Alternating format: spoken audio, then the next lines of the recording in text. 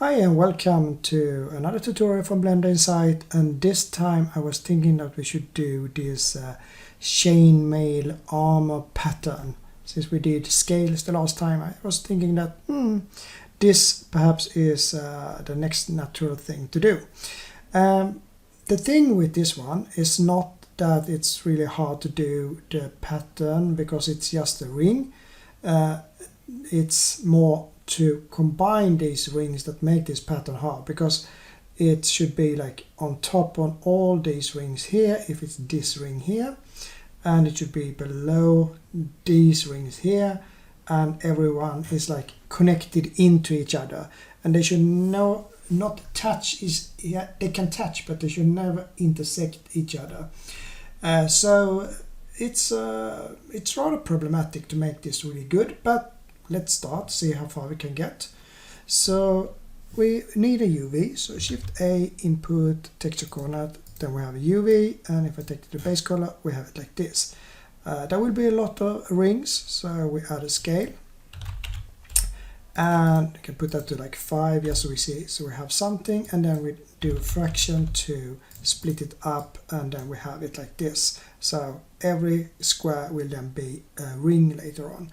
But to make it a ring, we need to move this 0 thing to the center, and you know now how to do it, I think, but it's a subtract and a multiply. So I can just copy this by Shift D, change this to subtract, change it to 0.5, and then I can copy the fraction again, Shift D, put it here, but change it to multiply in this case, and change it to 2 here. And then I have a -1 and a +1. Normally I add an absolute, but in this case I'm doing circles, then I just use a length, and I don't care about making it absolute because it's not needed. Because now the 0, it's all that is needed, and that was in the center, and now it's growing out like this, and we get this dot. Next step will then be to change this dot into a ring. So we need some type of hard edge here as well, or dark edge here, so we get a ring here. And I think the easiest way to do that is just to use like a ping pong pattern, because that creates waves. So then we have like dark here and dark here, and then we have 0.5 as a bright point in the center part here. Now we need to filter some of that away, so we don't get a donut, but a small looking nice ring like this. So to do that, we can just add a smooth minimum, because now we can easily pick values by just changing distance here. So if we put that to like a small value, could be, I don't know, something like that, and then play with these. We can then shrink it a bit. But the thing with this now is that we can hardly see it, so we need to make it more bright, and that we can do with the map range. So if I add a map range value like this, put that in here, then I can just decrease the from max, and then it will increase here as well. So you get it like this. So now we have something good here, but the gap between the circles or the rings are too big if I compare with the reference image, because I have just that small gap. So we need to make this bigger, and that we can do by making the value that comes in a bit slower, using a division or multiplication. So Shift D, copy. If I put a multiply, you can see it really grows here. Not that much is needed, so we can take it up a bit, but something like this will then give this here, could perhaps be just a little bit more now, or less. It doesn't, something like this or something. It doesn't, we will change that later on, I think, so we get it, it works perfect here, but now we have something at least. The next thing, because now we have the circles, the next thing is to make this go on top of these here, and that we can do with the brightness. So if we have a lot of white, it will be on top, and if it's dark, it's in the bottom. And to make that happen, we need some type of gradient, and the easiest way, I think, is just to take the fraction here and use a separate XYZ, because if I use the Y here, I can just take that to the base color, you can see now that we get dark in the bottom and we get white in the top here. So it works fine together with this, because then this part will be white, so in the top, and this part will be dark, so it's in the bottom. So we just multiply that value with the map range. So Shift A, go to converter, math, put that in here, and change it to a multiply, and you can see it's darker in the bottom and it's brighter right now. And I think this is a good base to have as a node group, because what I can see of this pattern is more or less that we just have some offset here. So this circle that goes here is just half down like this, and then this circle is half on the side, but it's also reversed, so it's or rotated, so it's 180 degrees rotated, because here we have the top part in top, here we have the top part in the bottom, so to say. So it's just reusing what we already have. So that's a good thing when it comes to a node group. So we take everything after the texture coordinate and stop before the principled, select it and Ctrl G, and now we just add some stuff here. So the scale should be in, because we should be able to change the scale, but I also think that we should be able to do this offset of a half up and down and so on, and that I think we can add by just adding an add in here. So drag from vector, put in vector math add, and then we have that, but we need to get in the offset X, offset Y, and that is these two here. So we add a combine. So Shift A, converter, combine X, Y, Z.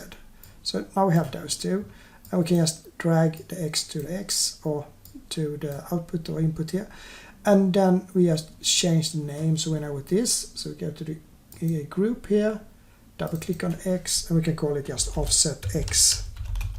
So we have that in, and then we have this offset Y.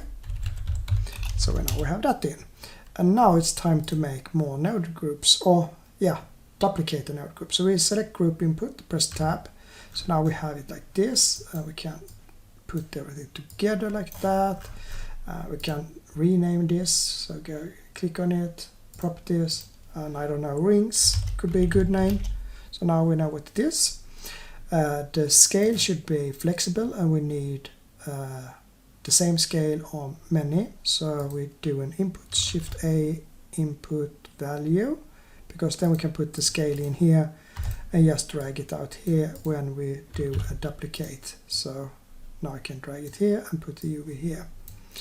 Then we need to have the offset, and the offset is depending on the scale.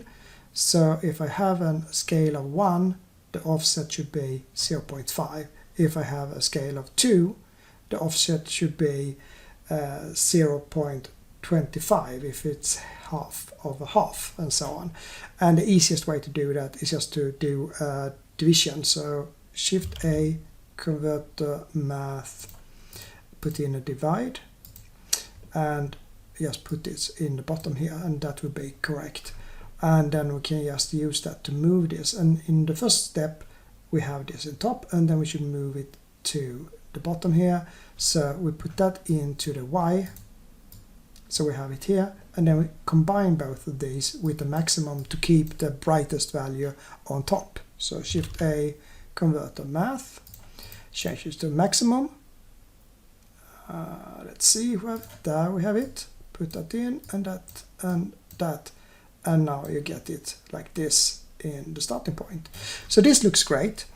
If we are on a distance, many people stay like this and say perfect, and then I just do that and I'm finished. But I think we should do better than that, because right now we can see that these are like not on top of each other. It's more like this is half into this, so they are like intersecting. So we need to take that away. And my idea of taking this away is more that we do like a mask, because everything here is black.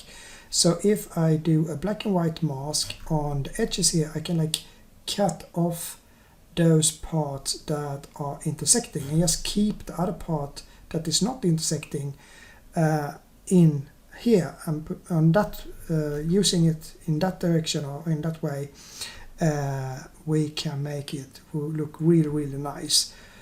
So I think we can just use a compare, because that is what gives us white and black, and I can show you. So we go to rings and press tab. I need to show you because we need to make this finish from beginning. I also would like one other thing. I would like it to be more like dark here and more bright here, because then the intersection will be minimized, so we don't have to take away so much. And we can do that with the power node here. So if I put in a power and drag that to the multiply here, you can see now it's more even because the exponent is below 1, but if I take it up, you can see we get more and more like leaning, so to say, or visual, like this is bright, this is really dark. But if I take it too high, it gets black, and as you can see here, we still can see the value down here, so it should be a bit lower. So we can put it like 2, but it's hardly visible. Then we can increase everything a bit before we go into power by just adding a small value in start here. So Shift D, add, and now it's really bright. But if we put it to 0.1, so we have something. Now we can see this, and you can see that the intersection almost gone, but not completely. So we still need to filter away a small portion of this to make it look really nice, and that is what we want.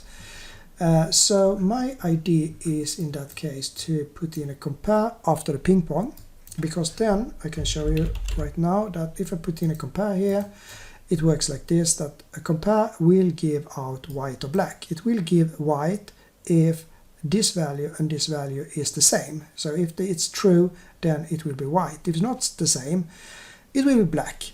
But we have a range, and the range is the epsilon. So if I put that to like 0.1, then everything between 0.4 and 0.6 will be true, because then you have a range that is 0.1 lower than 0.5 and 1.1 that is higher than 0.5. So 0.4 to 0.6, that gives true out. So hopefully you understand how compare works now. And if I just take that to the group output, you can see how it works here. So I need a small value, 0.03 or something, and I can then take this to, you can see now it's 1, but if I take it down a bit here, it gets to be 2, because then I can use this value to cut off the edges on each side. And the reason that we get 2 here is of course that we use ping pong, because then we get the same value twice. So one on the starting point of the ring and one on the outer part of the ring, so to say. And we can use that to filter out. And if I just do a subtract here, then we can take it away. But we can start with an add, because then we can see where we have it. So Shift A, converter math. Here we have the multiply, and here we have the subtract, and if I put in the add like this, you can see now that we get it rather okay.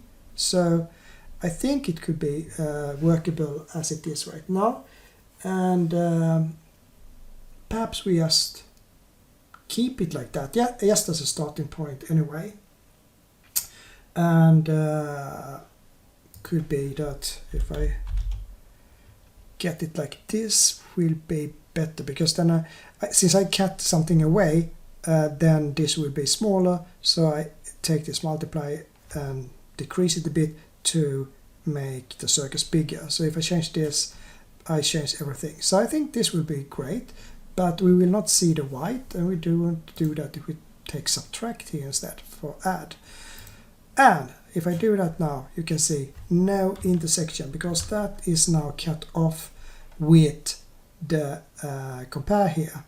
If I take it too small, so 0.01, then you can see that it's some garbage left here that I have not taken away. But if I take it to a bit higher value, so now we're almost away, and if I take it even higher that I had from beginning, now everything is cleaned up and we don't have any intersections. This is above this one, and we can clearly see it. So really nice, a very good start. So now we can just go out again. So select the group input, press tab, and the thing now is to make an offset and a rotation. So offset everything in the x direction with 0.5 or this calculated value, and other than that I think it should work. So if I just take this UV and I do vector rotate, let's see, vector rotate, do we have it? Yes, here we have it. Then I must change the center to 0.5, so 0.5 here, because we have not done this center movement. So right now the 0 is in the corner, and if we do rotation we would like it to be in the center, so we change this to 0.5. Then we change the angle to 180. So now we have reversed everything, and we can take one of these, we can take both of these like this, Shift D, and move them like this, and then we can take the vector rotate to the vector of these, so we have that in, and the offset should then be half an offset for both, so in the x direction like this, and in the x direction like this. And then the scale should come from this one, so scale here, put that in and put that in, so now we have that as well. And we need to connect it with this, so Shift D, maximum, maximum, and then a maximum to connect every maximum, so another one, so Shift D, copy this one, put that in here, and here we have something. And it feels like we succeeded with this directly, because we already had done some offset of, oh no, we are lacking one. Exactly. So we have a circle here, but we don't have a circle here. So one of these must also be offset in the y direction. So if I put an offset y here, now we have in all directions, as you can see. So yes, now we have everything in, and the only thing we need to do more right now before we make all these metallic and so on is to shrink it a bit on the height, because right now that is a perfect circle, and this is not a perfect circle, because if you are looking with a circle on an angle, so it's not perfectly placed on the table, it should be a bit smaller in height. So to make that, we can just add a multiply before the UV here, so Shift A, converter, vector math, take this here and change it to multiply, put this to 1 and put this to 1 to start with, and then we put this on everything that already is used for the UV. So let's take it to this one, the vector rotate as well. So now we have it in, and if I now change this value, I can then make it longer or shorter, so just a little bit, not too much, but just a small amount shorter or in the height compared to the width, and it gets more believable, so perhaps like 1.1 or something like that. So now we have this, everything is working, and I think that what we should do now is more to combine all of that stuff that we have into one single node group, because then it's easier to work with. So we drag that away, and the principle we take away as well. So we just have this, and then we just select everything like this and press Ctrl G. So we have it in, and then we need a scale, of course. So we can take one of these scales and drag it to here, and now we replace this value with the scale here. So we just drag this to the next one until all the lines are gone from this scale. So this one to this one, and this one to this one, and this to this one. So then this one is gone. And do we need anything more than the scale? Well, what I think we should need, since we are working with a lot of node groups here, is to be able to control, so we're using complete numbers and not decimals, because if we're using decimals, these will glide in different direction and it will be wrong. And I can show you how it looks. So if I press tab here, now we only have one simple node group again, and I change this to 5.1, you can see it glides, so it doesn't look so nice. But if I put in like 6, or I put in 7 or 8, everything works fine. So we should have always complete numbers without decimals here, and that we can fix in our node group. So I select it, press tab again, I just put in a floor here. So if I put in floor, then I force the value to be without decimals. So then I can put this here, this, just repeat everything like this, and also on that one. So now we always have correct numbers, and we can play with this and get everything as we want to. So now we can then use this to create metallic and everything in a good way, and all the bumps and so on. So it's just to drag up this. Could be that we need some type of HDRI to get the good reflections in. So change the I can drag this in so you can see it. So you have it here. So some environment texture, and we can take something here, HDRI. Doesn't matter so much, we just need some reflections. So I don't know, I have something called winter forest that I normally use when I don't need so much color, and then I just take that in. So now we get more reflections in, and I can also do like this, that I go to the render, go to film, and press transparent, so I only have this in. So now we have a metallic, I have a bright light, so I take that down. Could be that you don't have it, so I think I changed it to an area. I think I changed it to 200 or something, and I changed it to be a square or a little bigger size. Yes, so I have something. I don't think you have it. It's just my personal settings that I have here. But yes, so you can have something here. So now I have that in, and I don't need to change anything more here. So I can just take that away so we get more space, and go back to this one. And now we have the metallic, but we also need to have something in the normal here. So Shift A, and then I go to vector, bump, and I can take the value to the height and bump to the normal, and now we get something here that looks okay. We can take down the strength a bit and the distance a bit, so we have it like this. And right now, when we are using the bump, we can see that we still have some intersections. So it could be that we should go in and do some fine-tuning. So take the node group, tab, and then select the next node group, which is the rings in this case.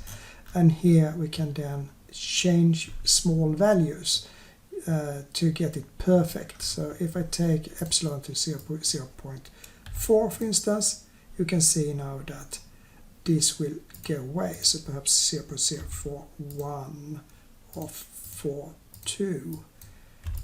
Yes, something like this. Yeah. Smaller rings, but now no intersection. Now everything works fine. So you can always fine-tune these numbers depending on what you want here, but you should always be careful so you don't get the intersections. Because as soon as they are starting to like eat each other, then the realism will go away. So we put that in. But since we already is here now, we can also add all this noise on the things here, so it looks worn in some way, and that we can do by just adding a multiply for this part here. So if we press Shift A, go to texture, let's take a noise texture, and we take a UV, so Shift A, input texture coordinate UV, and we use the scale that we get from the input. So we take the scale here, drag it all the way to here. So here it says scale, and I drag it to the scale here. Then I can start to play with this by adding a multiply here. So Shift A, converter math, put in a multiply, put in this here, and now when I change the detail, could be a little bit lower, lacunarity and so on, you can see now that I distort the chain a bit by using these values here. So that is one way to do it, and there is of course other ways. So you can also take away the normalize if you want, but that is risky because then it's going all over the place with the range that is much bigger than 0.1 or between 0 and 1. It's but you can then build a filter here by using a multiply add or something like that. But the easiest way is to keep the normalize here. So now we have that in, and if I now go out by selecting group input, pressing tab, and then selecting this group input and pressing tab, then I can take this and go to properties and say that it should be something else. It could be a chain mail. So now we have it in. So now we can change the scale here and get it to work in a good way. And we have this pattern here, and it's only one simple node group that we can play with. And we can change the strength, and we can put in other values or of base color if we want to, or do some other stuff with it. But this is how we do it. So no intersections, everything looks fine, and everything goes on top on each other where it should be, and so on. So hopefully you learned something in this lesson as well. And I do as usual, just say bye for now and see you later.